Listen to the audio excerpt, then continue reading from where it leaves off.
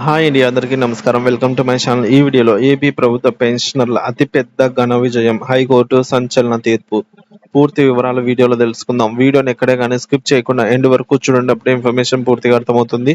Video చూస్తున్న ప్రతి ఒక్కరు వీడియోకి లైక్ చేయండి ఫ్రెండ్స్. ఈ వీడియోని తోటి పెన్షనర్ మిత్రులతో అయితే షేర్ చేయండి.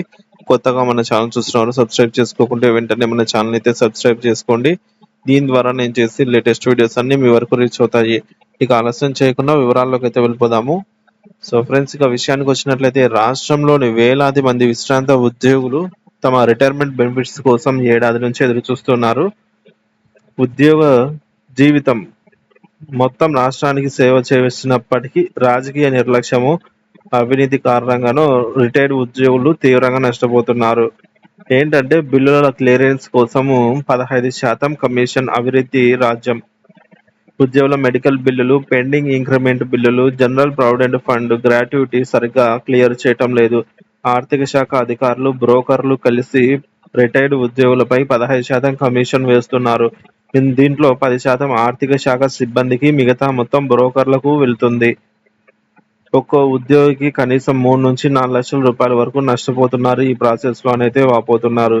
ఆర్థిక శాఖ కార్యాలయం చుట్టూ తిరిగినా కూడా ఉద్యోగులకు సరైన స్పందన రావటం లేదు. మరి ఈ సమస్య పరిష్కారానికి అవినీతి అడ్డుకోవడం కోసం హైకోర్టును అయితే ఆశ్రయించిన ఉద్యోగులు. ఒక్కో ఉద్యోగికి 10 నుంచి 15 వేల రూపాయల వరకు ఖర్చు పెట్టుకుని హైకోర్టును ఆశ్రయించాల్సిన పరిస్థితి ఏర్పడింది. హైకోర్టు విచారణలో ప్రభుత్వ నిర్లక్ష్యాన్ని తప్పుబట్టి 6 వారాల్లో వడ్డీతో సహా బిల్లులను చెల్లించాలని అయితే హైకోర్టు ఆదేశించింది సదరు ట్రెజరీ అండ్ అకౌంట్ డిపార్ట్మెంట్ వారికి. సో ప్రస్తుతం చాలా మంది రిటైర్మెంట్ ఉద్యోగులు తమ హక్కులను పొందేందుకు హైకోర్టును ఆశ్రయించే ఆలోచనలోనే ఉన్నారు. మరి పెండింగ్ లో ఉన్న మొత్తము ప్రభుత్వ నిర్లక్ష్యం ధోరణి ఏంటంటే, ప్రస్తుతానికి సుమారు 2200 కోట్ల విలువైన రిటైర్మెంట్ బెనిఫిట్స్ బిల్లులు ప్రభుత్వం వద్ద పెండింగ్ లో ఉన్నాయి. 15 నెలలు దాటినా కూడా బిల్లులు క్లియరెన్స్ చేయకపోవడం వల్ల వేలాది ఉద్యోగులు ఆర్థికంగా కష్టాలు ఎదుర్కొంటున్నారు. రిటైర్మెంట్ రోజునే అందాల్సిన బెనిఫిట్స్ ఏడాది పైగా ఆలస్యం కావడంతో ఆందోళన కలిగించే విషయం ఇది. మరి ప్రభుత్వం వెంటనే స్పందించాలి, ఉద్యోగుల డిమాండ్లను కూడా నెరవేర్చాల్సిన అవసరం ఎంతైనా ఉందండి. ఆర్థిక శాఖలో పెండింగ్ లో ఉన్న బిల్లులను వెంటనే క్లియర్ చేయాలి. బ్రోకర్ల ద్వారా కమిషన్లు వసూలు చేసే వ్యవస్థ పైన కఠిన చర్యలు తీసుకోవాలి.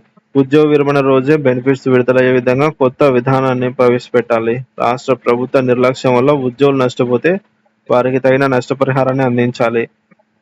బిల్లుల కోసం అవినీతి పరుల వద్ద కమిషన్ కట్టాల్సిన పరిస్థితి తక్షణమే తొలగించాలి.